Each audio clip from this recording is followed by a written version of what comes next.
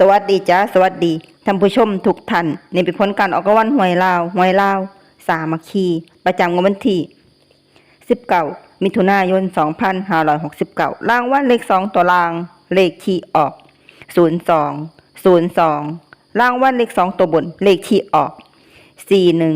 41รางวัลเลข3ตัวบนเลขที่ออก241รางวัลเลข5ตัวเลขที่ออก50241นี่ก็เป็นผลออกรางวัลหวยลาวสามัคคีประจำวันที่19มิถุนายน